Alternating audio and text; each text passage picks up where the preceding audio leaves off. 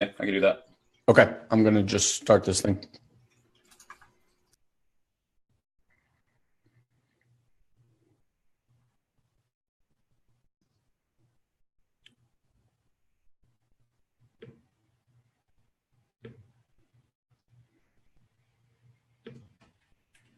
All right. I don't know what's going on with that, but it is what it is. Hear me? Yeah. Okay, cool. Let me give you a copy real quick. Sure. And say hi to everybody. Skype? Yeah, doing that right now. Okay.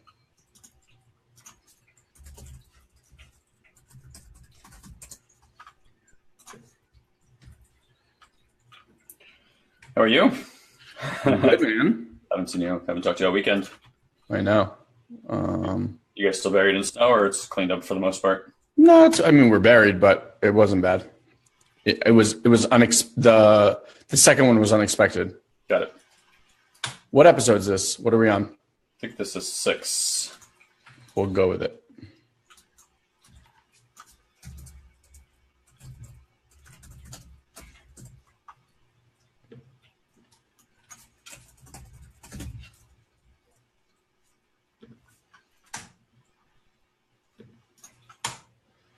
All righty. All right, guys, as usual, just pop in here, say hi. Let us know where you're from. I see a bunch of you already like this. I'm going to try to do both phone and this today. So you can see it. So I can keep track, yeah. Let me just see. Usually it pops right up. Oh, there we go.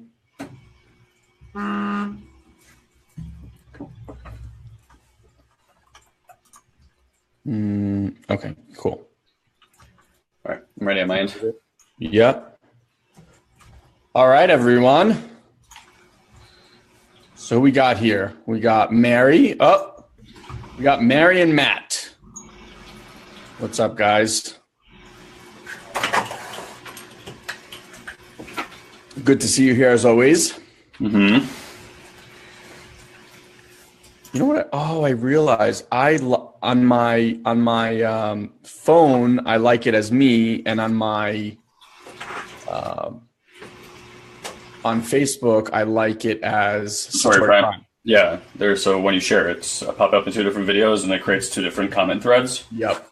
But yeah, I don't know how else we would do it. So yeah, the only thing I don't like is that I can't keep the video and the comment live.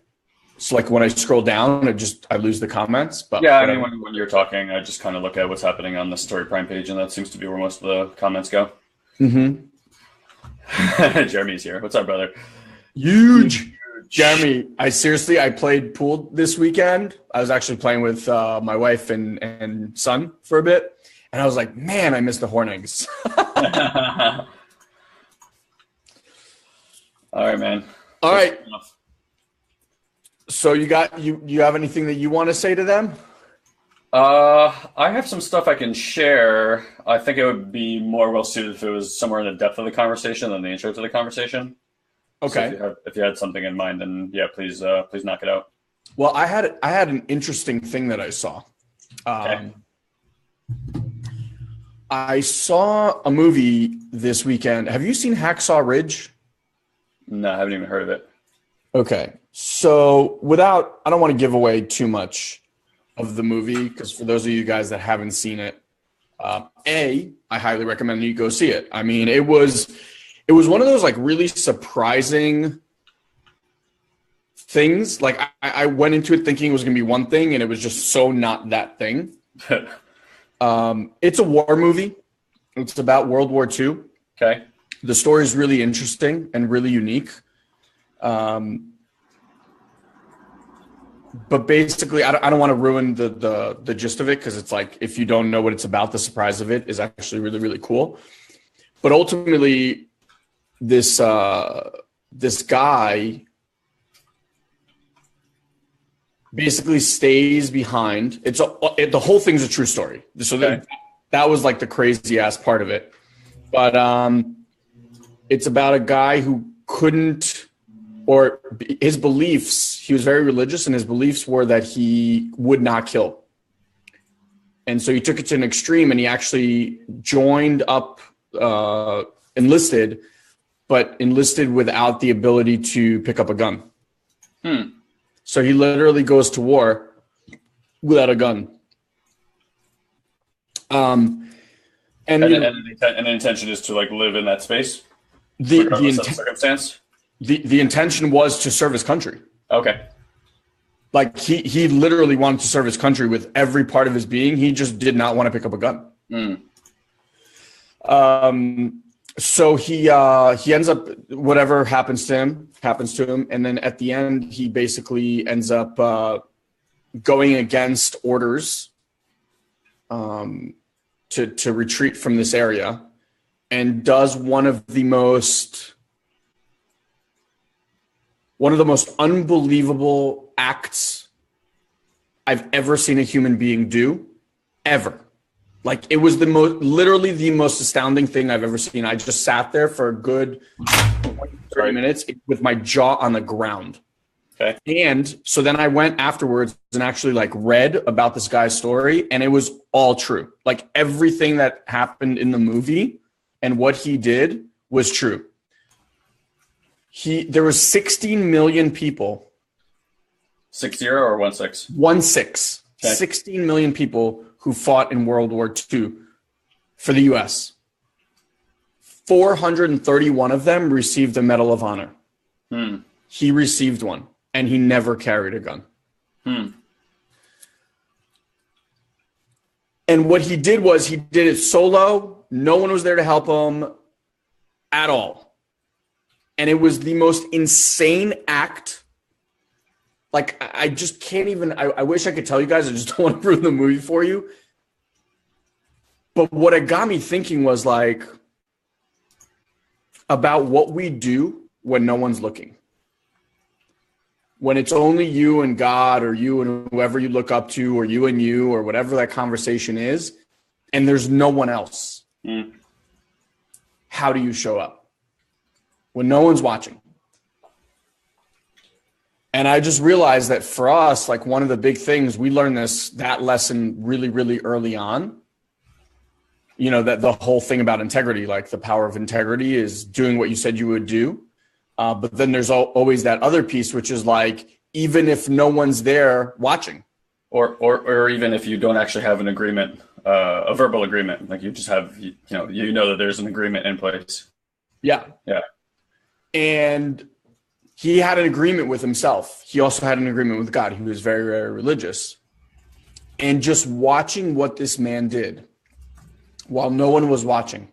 And it all came from his mission. Like, he knew that this is who he was for the world, and this is what he wanted to do. And so it's him alone and God. And he just does this unimaginable act. So I wanted to just ask, I don't know what is happening. Those random ass numbers keep calling me on Skype. I wanted just to throw that out there and see what your take is on it, about like, because I believe that SatoriPrime, we built it on the back of no one micromanaging us. And I think as an entrepreneur in general, like, no one's here to micromanage you. No one's here to look over your shoulder and be like, hey, did you do your job today? The only person you have to talk to is, at the end of the day, usually when you put your head down in the pillow. And then there are days that you feel like you've accomplished amazing things, and there's days that you feel like fucking shit. So I'm just curious, from your standpoint, like, how do you motivate to do the things that you know need to be done while no one's watching? And what a difference that makes in your world? That's a great question. Here's my context. I never believed that nobody's watching. Like you said, whether you have a relationship to God or yourself, and how much did I share with you about what happened on Thursday night? Remind me. Thursday night. Mateo. Oh, I mean, enough to get a sliver of it. Enough to know that I offered them to come to my house and do it. enough to know that we really don't freaking know, right? It's amazing as and I'll tell you guys what that means in just a second here. I hope that I imagine it's okay that I share this within reason. And it might be hard for a lot of people to swallow. And so as I open, as my energy opens, as I open, as I come more within myself, and as I start understanding, it's funny, people think they know what the law of attraction is. And I think I have a sense of it, and I'm still not yet clear. I think the most powerful concepts that I've learned from doing these deep dive experiences into ethereal, fourth, fifth, sixth dimensional type experiences, the most prevalent thing that I come out with that impacts me the most is I'm humbled by the lack of knowledge that I have. And that includes emotional acuity, that includes heart openness, that includes mental acuity. All of it is in there, and I'm humbled by that. So, coming back to your question, if you live your life that your actions have no impact because nobody's there to watch, I think there's a level of arrogance and negligence to that, because whatever you're doing that is out of integrity for you, it's an energy that you carry with you wherever you go. Sure. So even if nobody's watching, your inner child is watching, and it's still keeping tabs on you. And then when you go out and you have a conversation and somebody asks you a question and you answer it in that way, like the hyperbolic way that we do when we want to make ourselves look bigger than we are. Yep. That little part of you knows that you're full of shit. And what you're programming in is your lack of self-worth. What you're programming in is bad karmic energy. What you're programming in is all those different things. So it's like, is really nobody watching? No, because you're actually watching. And to the degree that you're out of integrity with yourself is to the degree you don't trust yourself and don't listen to yourself. And it's to the degree that other people won't listen and trust you either. So can you really fuck with that stuff? I say no. And, a simple practice Ilan and I found out about years ago is like, do something kind for somebody that when they don't see. Like, don't do something so that you're seen. Do it so that you're not. So like for me, a simple practice every single time I go to the gym, like the water basin, like the sink is always just like full of slop and water. Yep. I always wipe it down, and I always make sure I do it. Nobody's like there to watch me do it. And it's just like little things like that. Right. But it's like that's out of integrity. Let me put that back in integrity, and not to be seen, just to put something back in integrity. And not have the ego be like, I want to be seen, I want to be seen. And then the last thing I'll say, and then I'll kind of let you step in, is when I did Vipassana, when I did it, for those that don't know, it's a 10-day silent meditation, you can't talk. And you can't talk, you can't look at anybody, you can't gesture to anybody. By the way, they're all different forms of communication, right? Even visual contact is a form of communication. Yeah, for so sure. I had to sit with why they create a space for that. And again, it's just there's a fundamental integrity that's built when language is not part of the equation. And so I'll give you an example of what I mean by that. If you're talking, and this might rub some people the wrong way, if you're opening your mouth, chances are you're lying. And I don't mean like big lies. I mean, if I ask you, for example, like, oh, what did you do today? And you're like, yeah, I worked for 3 hours. And the truth is you only worked for 2 or 2.5 or even 2 hours and 45 minutes. There's a part inside of you that knows that what you was in hyperbole, and you exaggerated what you actually did because you knew that 3 hours looked better than 2 hours. So you said that to look better in that moment, right? And that's an ego activation, even if it's a small one. So if you can't talk, it does a few things. Number one, there's no ego activation because you're never using hyperbole to describe yourself. And the second thing that it does is that it completely decreases or diminishes the amount of expectations you have of other people. So for example, if I know that you can talk and I hold the door for you and you walk through the door, my expectation is that you're going to acknowledge the fact that I opened the door for you by saying thank you, or, I appreciate that, or whatever. If you don't, there's a part of me that gets upset about that because it's an unfulfilled expectation. That's a societal expectation that I have, and it's constantly drawing you into these little head games that you play with yourself about everybody. So I noticed that because I can't even look at the person, I would open the door and then I have no expectation of them saying anything or gesturing or doing anything because it's just not part of the equation. So all these like little ego attacks you have throughout the day just get diffused, and then suddenly something becomes available in a way of integrity that just is unexpected, that's actually not available to you when you talk. So that's kind of all the stuff that came up for me around that question. Yeah, that's really good. I actually wanted to kind of go in that direction anyway, so I'm glad you did. I love the fact that you said that someone's always watching, and I love that you brought it to, I thought you were going to go the other route, because once you brought it out on Mateo, I was like, are we going there? We're taking a hard left?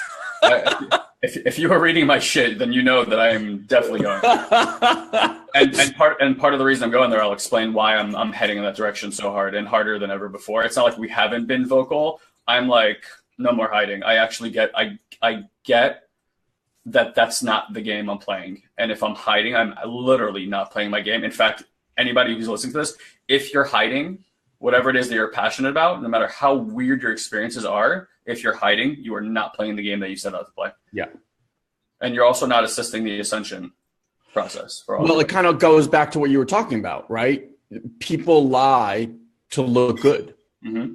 They have some sort of perspective of this is how I need to be perceived in the world, so I'm going to fit that mold. Yep. But the issue is, and this is really what I'm really happy you brought this to the party, is like someone's always watching, and that someone is that inner you, right? Mm-hmm. So if you can imagine there's a soul version of you and an ego version of you. The soul version of you doesn't give a shit about looking good. It doesn't. The ego is all about looking good because the ego has to be number one. The ego has to be the best. The ego wants to do all these things. However, when you diminish your word, so let me back up a step. Your words create your world. So if you're out there talking about, I want the relationship of my dreams, or I want to hit my first $10,000 month, or I want to lose 10 pounds, or whatever the thing is that you're highly, highly focused on, and then you diminish these unsaid agreements with yourself. Like if you made an agreement with yourself that you wake up at a certain time every single day, or you don't drink alcohol on these days, or you don't eat these foods, or you don't do this, or you live your way this, you go to the gym 4 times a week, whatever that agreement you made with yourself, even if it's not public. I mean, taking it public, I think, helps with the situation. We'll get into that in a second, but you have these agreements with yourself all the time. Totally. And we as humans will weasel out of any of these things. But what happens is this, I want you to consider this, that every time you don't do something, or you hear a little voice and it goes, but we're really tired today, we don't really want to go to the gym. Mm-hmm. And you don't do that. Or, oh my God, it's so dark and cold, I don't want to get up and meditate right now. Right? Every time one of those things happens, and I want you to get, that's the ego talking. The ego wants to be comfy under a blanket all day. It doesn't give a shit about your health or your happiness or how much money's in your bank account. It just wants to be safe and where it is right now. That's it, right? But every time it spits out these things and you listen and buy, what you're basically doing is handing over a huge amount of power to that ego. And then the next time it does it, it's much easier to sell you that crap because you now diluted the power of your word to yourself. Mm-hmm. Not even talking about out there yet. To yourself. And then you expect that you create things and envision things and visualize and do all these other crap things that you're like, well, what is this person want from my life? Well, I think it's also important to just interject here, whatever your personal beliefs are, there's no actual world out there, right? The world you see is a reflection of your inner belief system. So we take like energy that we call other people, we transpose parts of ourselves, usually the ones we don't like on them, then we judge the fuck out of those people, which is really your personal self-judgment. So it's like, as you're diminishing your own personal power by dishonoring your word, you're actually diminishing your power because your experience of other people will be of that of the disempowerment and reflection of yourself. And now you're constantly faced with dealing with that, right? Everything you have complete about yourself, you stop experiencing as an externality, and then it becomes just like an inner knowing. So all that stuff is really interrelated. And I think the misnomer is because the mind creates dualistic type of reality, this one distinct from another, and it looks like things are causal when we actually live in an acausal universe and Okay, environment. so say more about that. So the mind, because of the language, right? Language is a tool for creating distinction, one separate from another. So when we say oneness, we're trying to get back to oneness. Like God doesn't need words for language. That's why the world came into being with language, right? Before that, it was just the oneness, and then this dualistic world was formed. Even you could say like Lucifer, right? The energy of Lucifer is basically God energy that no longer knows that it's one. Like it's lost that concept, basically. Okay. So for us, it's the same thing. We've been born into or choose to come to a world that lives in a dualistic form, but there's causality, like one thing leads to another, like there's a linear path, like this happened, now that's why this is happening, and we use reason to try to figure that out. However, reason often, if not always, leads to very little increase in quality in your life. Like understanding why something is happening doesn't create healing in your life. Sure as fuck doesn't create transformation in your life. I had the 2-hour conversation yesterday with a woman who's basically being beaten in her relationship for like 2 straight hours, and how to break free of that. But it's like in the inner game, right? Something happened along the way. We found the exact moment, exactly what created that energy. And then from that point, like it basically happened, something sexual and abuse happened. She lost trust in herself, which means that now you need a super controlling person to make all your decisions for you. So she ends up in a relationship with a person who's like, ultra mega crazy controlling. And it's not his fault. That's just the energy she attracts, and that balances where she is in her life. So that's causality. But like she created that causality. The mind created that causality. The universe is a quantum universe, meaning all possibilities are available to you all the time, which means it's actually a-causal in nature. So you're choosing the cause. It's just like you pick your bullshit, make it empowering, same thing, right? Like if you believe in quantum, if you believe in a-causality, then you're at the helm of the wheel of creating how the interaction between this is causing that, and you get to choose what this is. So again, it's like if you create an empowering context, the causality to the brain will create an outcome that you want. If you're like, I have nothing to do with this, and I'm just here to figure shit out and look at it and like figure out why I'm being victimized, then yeah, you're going to create a context in which the outcome is always going to have you be victimized. All right. So in that scenario, how would that woman, because everyone can come up, like, right? You guys get what he's saying. Every single one of us creates our own environment to fit that which is our inner.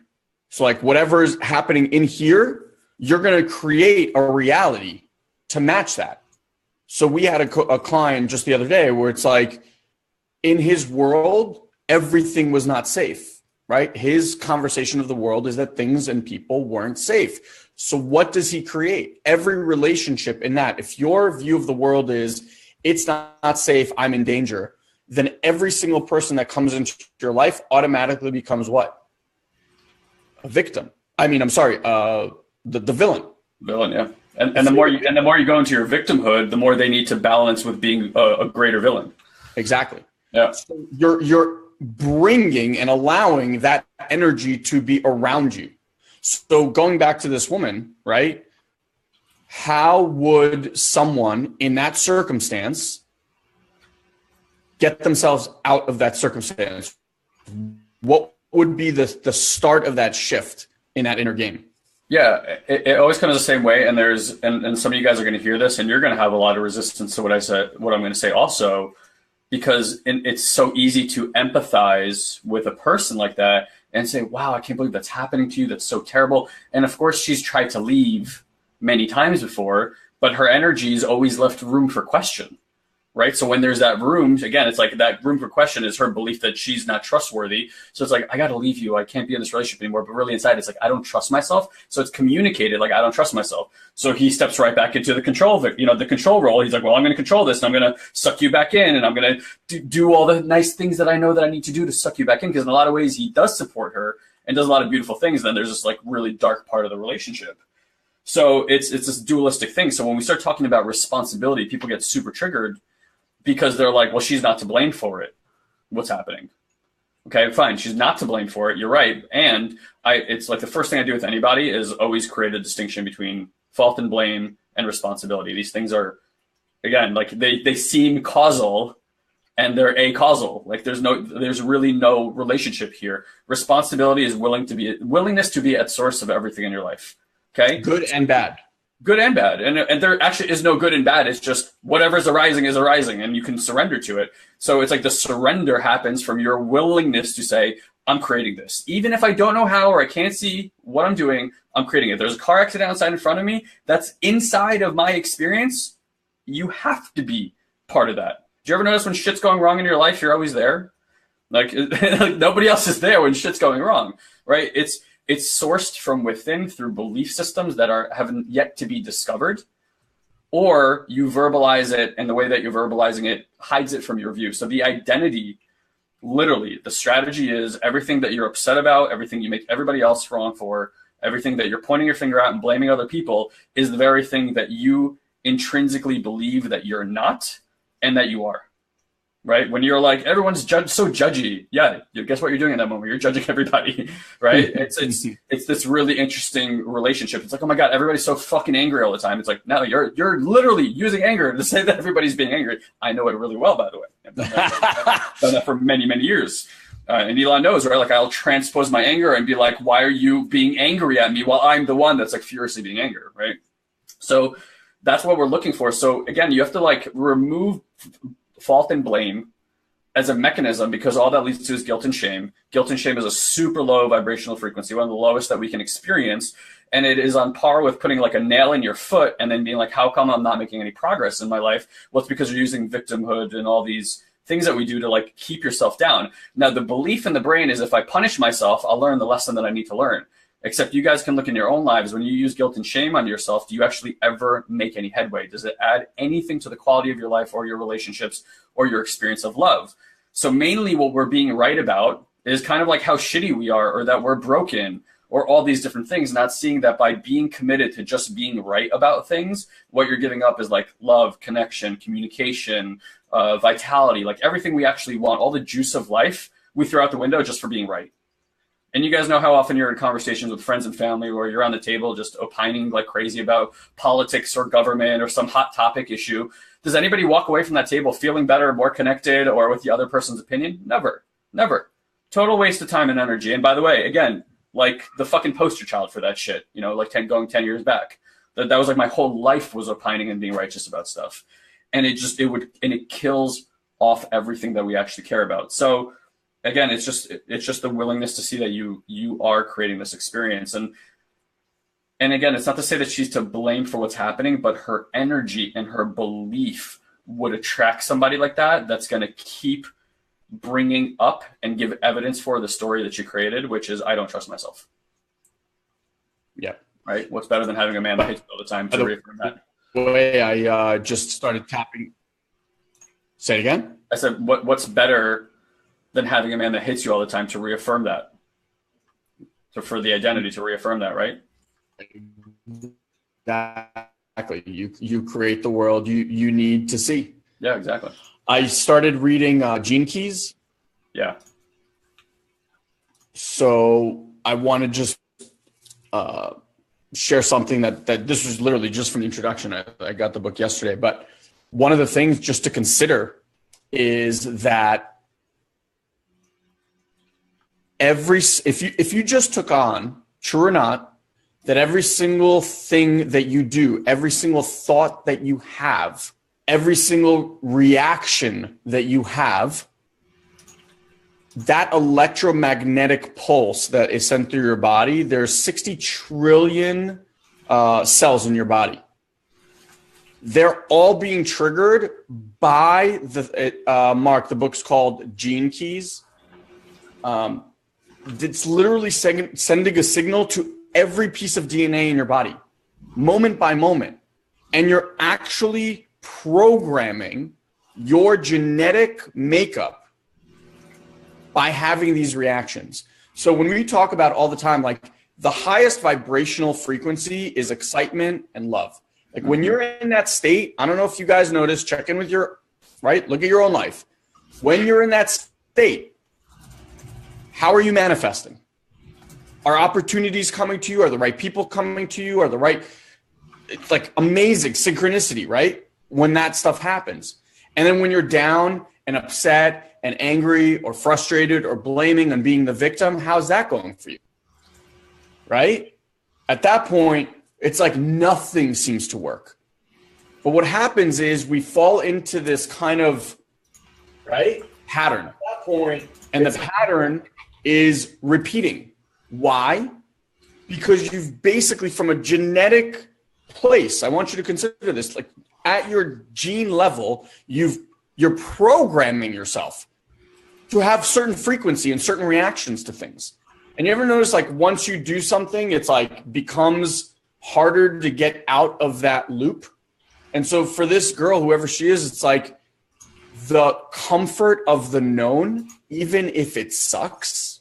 One of our mentors always used to say, every one of you is standing in sewage. You stand in sewage long enough, you stop smelling it. So to the ego, the thing it is familiar with, what's that quote? Like, the devil you know is better than the one you don't.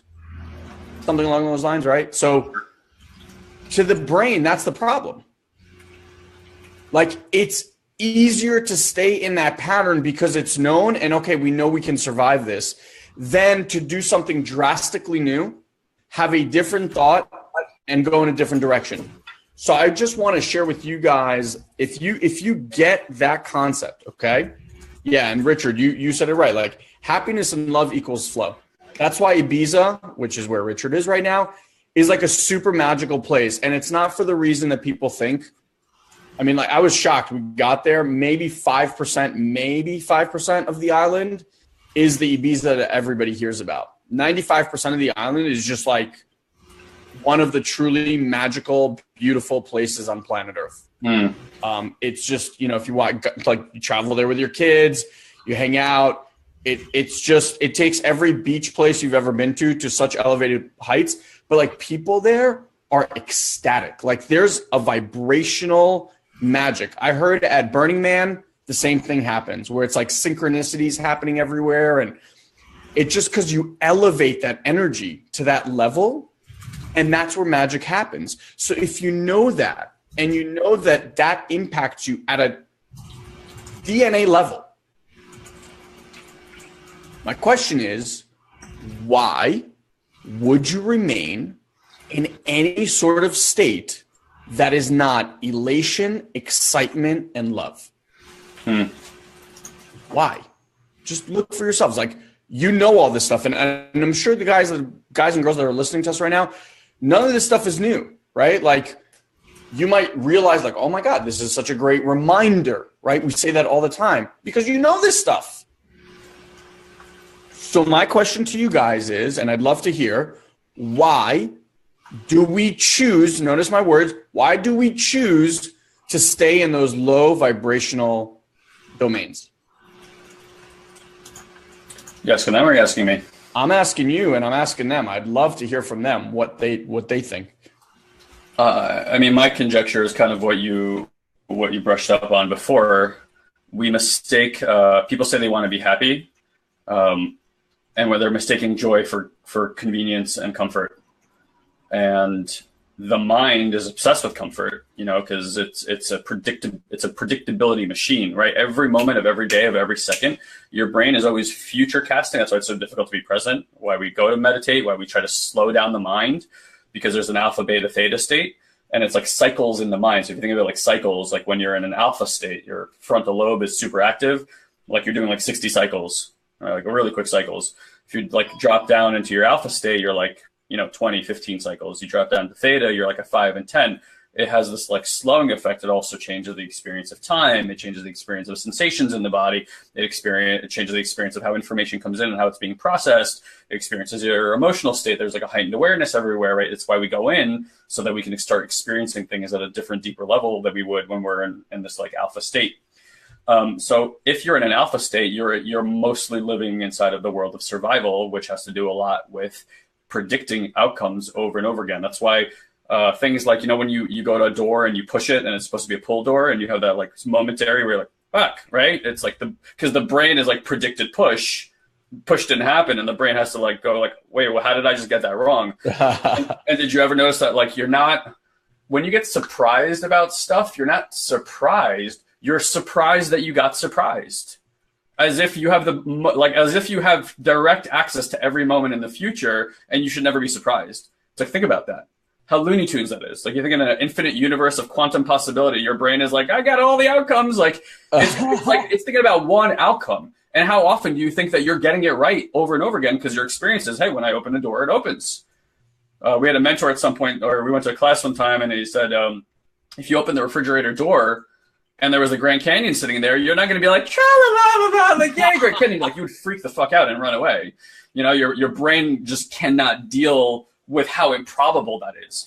But how interesting is that to look at the world outside of probability, or the world beyond what the brain thinks is probable? I think part of my ascension and my growth right now, which is interesting to me because I'm sure everybody's experiencing like a radical time shift. We've been talking about this for decades. There's like an acceleration happening. I don't know about you guys. Forget acceleration. We're like on a hyperspeed loop right now. You know, I used to look back on my life and be like, wow, I've really changed year over year. Then it's like, wow, I've really changed over these 6 months. Then I was like, wow, I really changed over this month. This year, I'm like, week over week, I don't even know who the fuck was talking last week. my operating system is changing so fast right now. I'm unrecognizable to myself who I was. Like, stuff I wrote in end of January, I'm like, I look at it and I laugh because I'm so distant from that point of view already. So it's interesting to me because this year my at stake is day over day. Like, I want that experience day over day. I want like that quick of an ascension growth. And I think this is what it comes down to, is allowing you to, like, if we're saying that life, the juicy part, is lived inside the mystery, then does it matter for you to predict anything that's about to happen? Or do you want to remain completely open to everything all the time? Here's what I say. I read Gene Key's too. Gene Key's 60th Shadow points to that magic is common sense. That's what it is. Our default, in my opinion now, our default state is magic. Let's start there. Let's not work up to trying to create magic. You're not there because you think that serendipity and coincidences are real things. No, no, no, my friends. Wizards and witches walking around. You guys are all wizards and witches, and it's inside of you to have magic come out of you. But it takes you choosing, this is my default state. In my life, magic happens everywhere I go.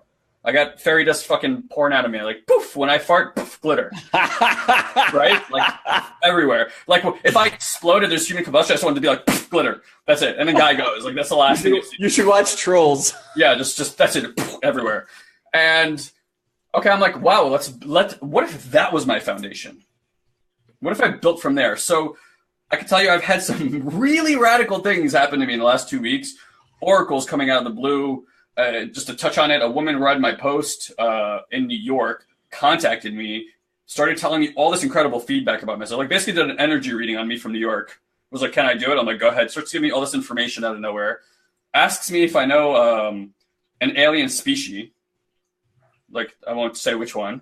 And I'm like, no, I don't know them yet. She goes, do you want to? I'm like, sure, I'm totally open to that. She goes, no worries, I'm sending them a signal right now. Awesome. Fucking awesome. Like, I'm like, yes, yes, and yes. And it's the same thing. And, you know, aliens, whatever, ETs, we're talking angels. It's just different words that we're starting to use throughout time in our mythology and how we talk about them. Like, when we talk about vampires, we're talking about entities that literally feed off negative energy. That's what we're talking about. So in our mythology, it's become like the Count and all these different things. And it is pointing to things that actually occur. I tend to think that when there's global events that are very negative, whether they're false flag operations or not, we can talk about them all day long. But the point is that it generates a pulse of negativity across the entire planet. For a negative entity being, that's like an orgy, you know, with like on ecstasy while like rubbing chocolate all over the place. Like, and so it's like there's some energy in the world, Luciferian energy, whatever you want to call it, that like wants to create circumstances where we as a group of species of people go like, boo, energy negativity. And there are so many case studies, guys. My God, there's so many of this. Wayne Dyer used to share a story where they went to like the outback in Australia or something. And it hadn't rained there in like 120 years or something. But while he's driving in this Jeep, it starts pouring rain. And then he finds out that like people got together and has systematically figured out how many people would have to meditate on rain in a single location for rain to fall in that location. Guess what? These people got together, meditated on rain, and it fucking rained over there. The CIA, not the most spiritual community in the world, also believes in psychic abilities. Trust me, they've been studying this shit for a long time. They figured out at some point Washington, D.C. was the #1 murder rate city in all the United States. They figured out how many people would have to meditate to lower the crime rate by like 45% or whatever their goal was for that summer. Guess what? They had people every day come and meditate on lowering the crime rate. Guess how much the crime rate got lowered that summer? Exactly by that percentage. So it's like that collective consciousness we can see in a macro level, but your consciousness in the micro level is doing the same shit in your life. And going back to the original conversation here about when no one's watching, bullshit, somebody's watching. There's an energy at work there, and you're going to start attracting that out of integrity into your life that matches that frequency. Plain and simple. So I just want to read, because people wrote some really, really good things to the question. So the question was, why do you know that magic and flow comes when your energy is excitement, happiness, love? And the question was, why do you choose to stay in these low energies? And Mary wrote, patterns that are addicted to suffering. Anthony Weiss wrote, programming, the mind is looking for the familiar. Wendy wrote, people don't like uncertainty. Tori writes, subconscious runs programs until our conscious replaces enough tile to build a new programming. Unconscious programming. Richard, fear of the unknown. Jody Ann, due to automatic subconscious triggers. Jerry Hayes, for me, it's safe. You know it, have experience on how to deal with it. So you stay in the comfort zone or familiarity, even though it hurts. And Rajesh wrote, I read on the web that success is on the other side of your fear zone. People do not want to cross that zone. Totally. So all of that is 100% true. And I want you to just consider that this happens at a physiological level. And the more you guys start to come to grips with the fact that this, as someone told me, earth puppet is a machine. By the way, I don't want to say that it's true. I want to say that it's observable more than it's true. We can observe these phenomenons. It doesn't mean they're true. Yeah. So this earth puppet is very mechanical in the way it does things. If you want proof, just look at children. They're very habitual, right? It's like a guy always used to make fun of his cats and say, like, once they do this one thing 2-3 times, they want it all the time. It's like, that's what they want. Well, guess what? Kids are exactly the same thing, right? Human beings don't change. I get that we have different conversations. I get that we think we're more sophisticated, but at the end of the day, we're that same being from when we're children. We learn the same way. We organize things the same way, and we are creatures of habit the same way. So the key here is you need to create new tools and new habits that will allow for you to stop that mechanism midstream while all the chemicals are rushing, while the logic brain is shut down and it is just doing its thing. Whether that's anger or frustration or playing victim or poor, right? Like money conversation poor, physical body ailments, whatever it is, you have to consciously pause that system and put something new in. Because that one new impulse, that split second of a new impulse changes the electromagnetic field in your body, changes your DNA, and now starts a new pattern. Now, this is where people get really screwed up. It's not that you do this one thing and your life magically happens and you start shooting glitter out of your butt like a troll.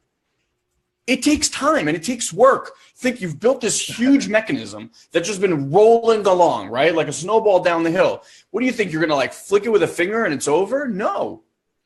It takes a change of momentum, of equal force to start moving that train in a different direction, right? So one of the things, I'll just share with you a personal story, but one of the things that I come to grips with recently, this is like in the last week or two, I used to complain about a pain in my body. It started literally from here and it went down. I'm showing you my butt on Facebook Live. Enjoy that. And it went down and into my knee.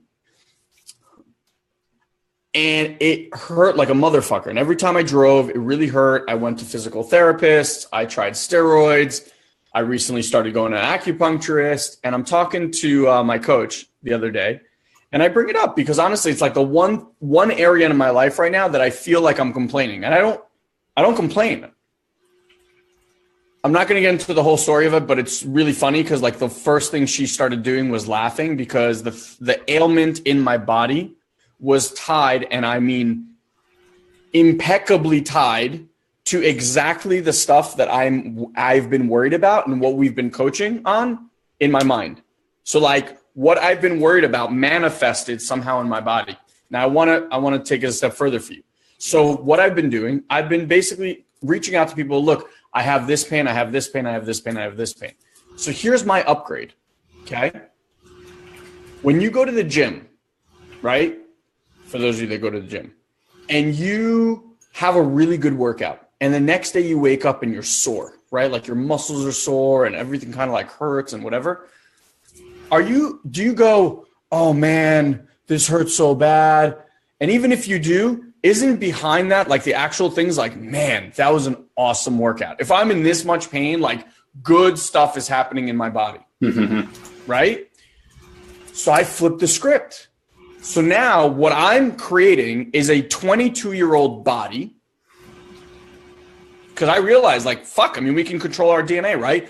I'm reinventing a 22-year-old body that includes a 22-year-old knee. And every time I feel something, either in my butt, the side of my leg, my knee, I just keep going. Good stuff is happening right now. I'm basically building. This is the process that needs to happen for me to build a 22-year-old knee. Now, here's what I want you guys to get. Same thing is happening in my life. Same thing. This has been going on now for about a week since I had this kind of like little mini aha moment. Now my conversation is when anybody asks me about my knee or I talk about my knee, it's my knee is healing. I don't say my knee's in pain. I don't say my knee hurts. My knee is healing. My knee is becoming a 22-year-old knee again. That's my conversation. Your words create your world, right? I can unequivocally tell you this is the least amount of pain I've been in about 9 months. And this has happened in a week. Now, it takes conscious diligence. This is not something that just like, oh, this happens. I literally go to bed at night and I recreate my body. I feel what it would feel like in a 22-year-old body. I do exercises now, and there's so much intention on creating that 22-year-old knee again. And that's it. And you know what? It is happening right now. It is literally happening as we speak. And it's all because I'm off that hamster wheel. And yeah, guys, just to be completely clear, yeah, Joe Dispenza talks about it a lot. I'm reading his book also. Just to be completely clear with you, I want you to understand that I don't do this stuff and go, oh my God, this makes total sense. I too think it sounds fucking crazy. And here's the thing. The other crazy stuff that we've all been programmed from like this age, what kind of results is that crazy shit producing for you? It's not, right? I'd like to also offer as upgrade for yourself as well to actually give up conversation like this is crazy, this is unbelievable, this is amazing, like anything that makes things sound like they're in the space of not believability is a drop in frequency immediately to default of being a magic. If you're like, I'm a fucking magician, heal motherfucker. Yeah. Right? That's it. You don't have to go into, okay, well now let me deal with that. It's crazy. It sounds crazy. Let me justify that it's crazy to you because of that. Like, I believe in fucking aliens. Get over it, right? Like, not because I believe in them, because I have faith. And yes, I have faith and all that kind of stuff. I also understand that we're talking about energies. We're not necessarily even talking about third density beings. I understand so many different energies. I've also had direct experiences where I've seen things that have showed me that this is like solid like fucking wood. So just because you haven't had it, you probably haven't seen $1 million in front of you either. I haven't, by the way. And you could say, well, it's crazy to think that someone could have $1 million in front of them, right? We are so limited by our personal experience. We think that we haven't experienced it. It couldn't possibly be happening on this planet. And then we argue about it, right? And it's like, you can't even imagine what's happening on this planet to people. Your circle of influence is so fucking small. You're influenced by about 5 to 15 people in your entire life. 5 to 15. There's 7.5 billion people on the planet with 7.5 billion different experiences and thoughts. Trust me, magicians, wizards, oracles, vampires, all of it, real, 100%. It's happening. It's happening. I wanna just tie this back to a story and then put a bow on this thing. So I want to share with you a story. I don't know if you guys heard it before, but we heard this from a guy named Bo Eason, who, if you ever get a chance to be around, is an unbelievable human being on all fronts. But he was a professional football player at one point, and he got traded from the Houston Oilers to the San Francisco 49ers later in his career. And he was always the first guy on the field and the last guy to leave. So sure enough, he comes first day of OTAs, which is like the practice before season even starts. And he shows up to the field nice and early, starts getting like stretched out. And Jerry Rice, who's the number 1 receiver of all time, is already on the field running.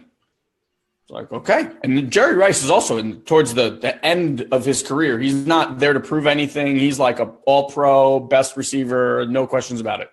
I actually don't think that part is true. It was probably like in his mid-career or like. No. It was towards the end of his career. I mean, Well, I thought Bob played in the 80s and Jerry Bo played well till like the mid-90s. So okay, so you might be right. You might be right. Like towards the end of his career. Okay. Anyway, he wasn't a rookie. He was like a pro at this point. Like well seasoned. So anyway, they start the first drill, and it's like a small little, they run out a little bit, like say 5 or so yards, cut, quarterback sends them a ball, throws them a ball, they catch, and they do whatever. So rookies come out there, jogging, cut, catch this. Jerry Rice stands up, hike, blasting, sprint, full force, boom, full force cut, catches the ball, runs 80 yards to the end zone. Comes back. He does this on every single play. During practice, every single play. Bro, do you know the exact amount of touchdowns he caught? I think it was like 196, 197. I could look it up while you're doing that. So, in any event, most by a mile. Like, no one's going to ever catch this guy in touchdowns caught. So, Bo Eason comes after 208. How much? 208. 208. Ridiculous. Insane. So, I think the next closest guy is like almost 100 behind him. It's not even close. Anyway, so Bo comes up to him. He's like, Jerry, what's the deal? Like, I don't get it. This is OT. We're not even really practicing. He goes, every time these hands touch this ball, I want this body to know that it needs to end up in the end zone. And do you wonder why this man caught 208 touchdowns? The way you do one thing is the way you do everything. The way you train your body is the way that it will always function. The way you train your mind is the way it will always function. What you do when no one's watching is how you will function. It's not about the reward or the approval or the acceptance of others. Fuck them. And I mean that in the nicest way possible. It's about you. It's about you surrendering. It's about you knowing yourself as that person without the agreement of everybody else. And when the world fights you about it, there's nothing to even argue. You could say you're right, and you can still be you, the way you want to show up, your self-expression. But if you tarnish that relationship to yourself, if you diminish your word, if you fall into these negative habits and patterns and you let the ego beat you in these moments, right? It's always like one of you guys is leading the charge. Either he's driving or you're driving.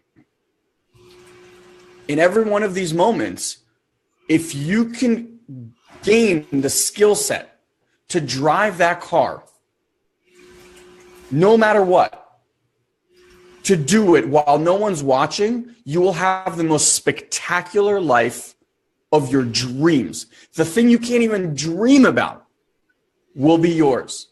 And it all has to do with what you do when no one's watching. And I just want to just clarify a little bit with something you said.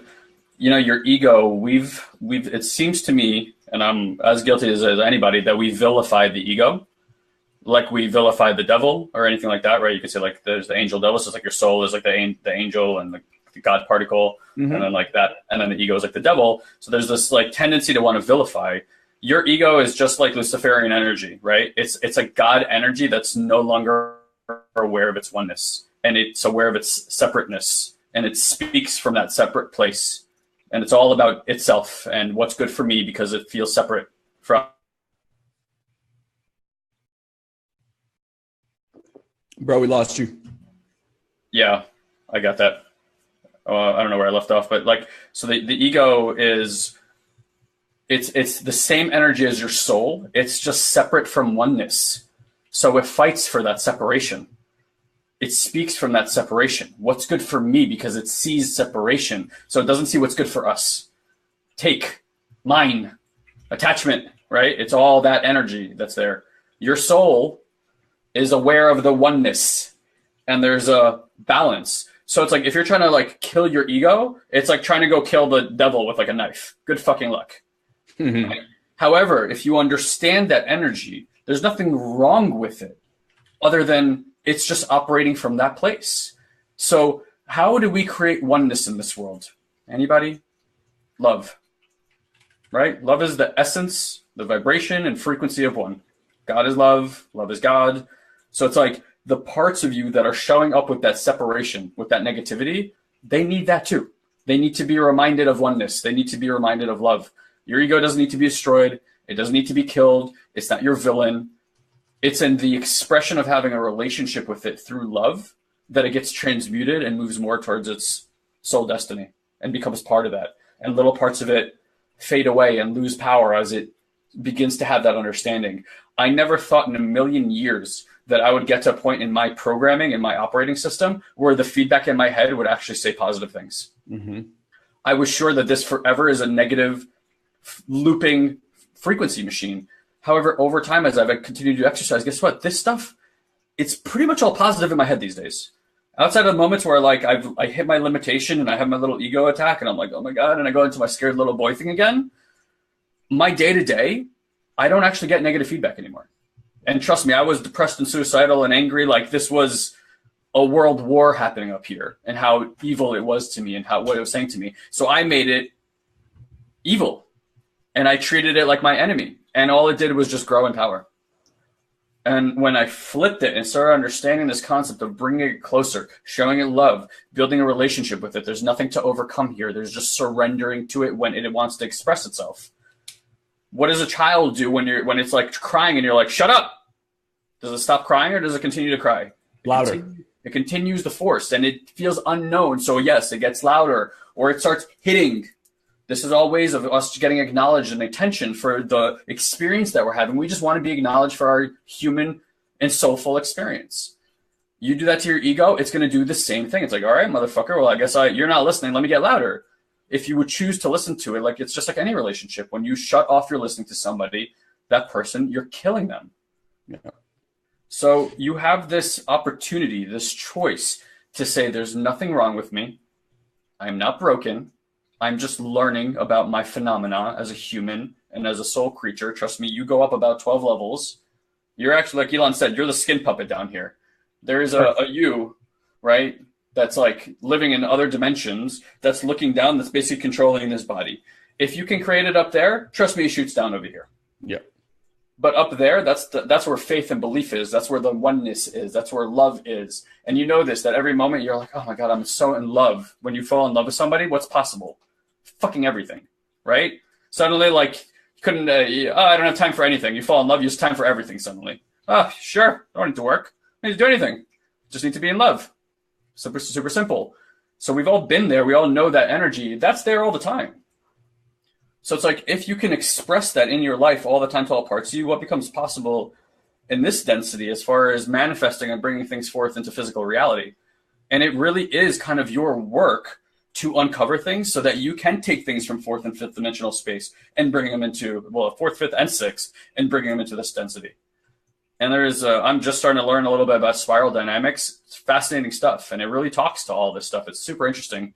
So, just little things to start percolating on, and like let yourself be worked on by these concepts that stretch beyond the mind.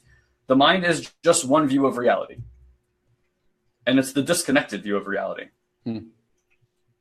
And the heart sees so far beyond what the mind can ever possibly imagine, but you need the mind for ingenuity. The mind is what brings things out of that place into physical reality.